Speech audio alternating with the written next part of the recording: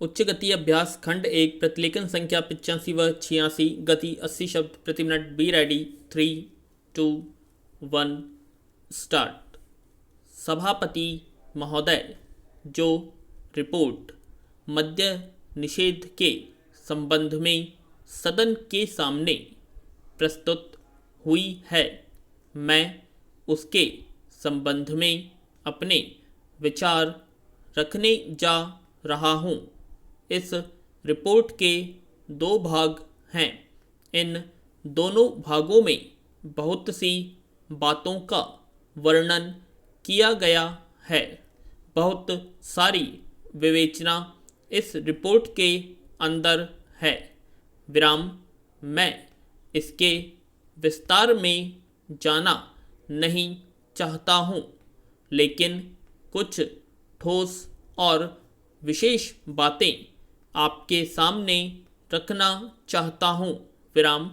पहली बात तो यह है कि क्या नशाबंदी हमारे लिए आवश्यक है? क्या यह आवश्यक है कि हम मद्यपान न करें?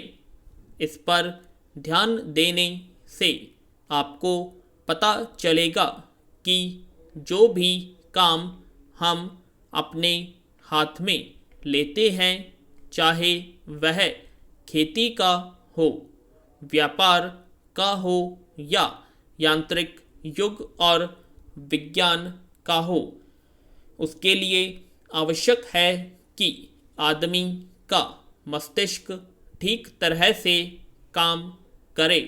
विराम।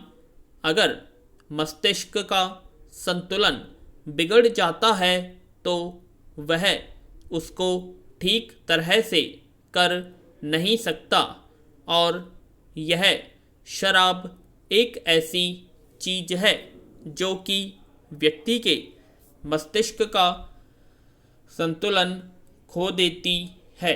विराम। इसीलिए हमारे देश में हमारे नेताओं ने यह आवश्यक समझा था कि अगर इस देश में सामाजिक और आर्थिक जीवन का संतुलन ठीक रखना है, लोगों को किसी चीज़ का ज्ञान देना है, किसी चीज़ को उन्हें सिखलाना है, तो उसके लिए आवश्यक है कि इंसान का दिमाग ठीक रहे, और इसीलिए नशाबंदी का होना बहुत ही आवश्यक है। इस बात का प्रचार स्वतंत्रता के पहले और बाद में भी किया गया। विराम।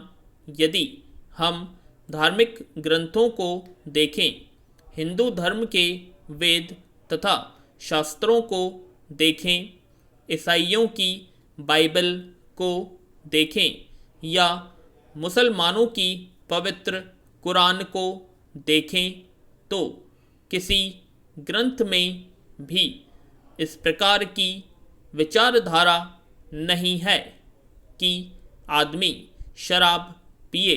विराम। पैरा। हर स्थान पर इसका खंडन किया गया है। विराम। सभी महापुरुषों ने, चाहे वे लोकमान्य तिलक हों या महात्मा गांधी जी हो, जो कि इस देश के सामाजिक और राष्ट्रीय जीवन के लिए अग्रसर थे, उन्होंने भी इस बात का खंडन किया है और कहा है कि नशा इंसान के लिए कोई अच्छी चीज़ नहीं है और इसलिए उसका उपयोग नहीं करना चाहिए। विराम। मैं आपके द्वारा इस सदन का ध्यान दिलाऊंगी कि शराबबंदी को जहाँ जहाँ भी ढील दी गई है, वहाँ पर देखने से पता चलता है कि हालत कितनी खराब हुई है। विराम। पैरा सभापति महोदय, शराब पीने से शारीरिक हानि और आर्थिक हानि तो होती ही है, साथ ही साथ सामाजिक जीवन में भी वह बहुत बुरी सिद्ध होती है। जहाँ पर नशाबंदी खुल गई है, मुझे पता है कि महाराष्ट्र और आंध्र के कुछ ऐसे हिस्से हैं जहाँ पर शराबबंदी लागू नहीं है। वहाँ पर दिन दिन अपराध बढ़ते जा रहे हैं। पैरा मान्यवर, इस अनुदान पर जब हम विचार कर रहे हैं तो हमारे सामने 3 परिस्थितियां हैं। नक्सलवादी किसान विद्रोह, देश के अनेक भागों में की काली छाया और आंदोलन की बढ़ती हुई लहर। विराम मैं निश्चित रूप से कह सकता हूँ कि सरकार की अब तक की खाद्य नीति और कृषि नीति असफल सिद्ध हुई है। इसका मूल कारण क्या रहा? कारण केवल एक रहा है कि क्रांतिकारी भूमि सुधार अब तक 55 वर्ष के अंदर भी नहीं किए जा सके, जबकि स्वतंत्रता प्राप्ति के 5 वर्ष में वे कर दिए जाने चाहिए थे। विराम इसीलिए हम इस क्षेत्र में अब तक असफल सिद्ध हुए हैं। विराम राष्ट्रीय स्वतंत्रता और संग्राम के जमाने में सबसे आकर्षक नारा हिंदुस्तान के करोड़ों मानवों को, किसानों को दिया गया था, यानी जमीन उनको दी जाए जिनके हाथ जमीन जोतते हैं। विराम लेकिन वह राष्ट्रीय आदर्श आज तक भी चरितार्थ नहीं किया जा सका है। एक तरफ करोड़ों एकड़ परती बंजर जमीन पड़ी है, जो कि सरकारी आंकड़ों के हिसाब से 11 करोड़ एकड़ से कम नहीं है।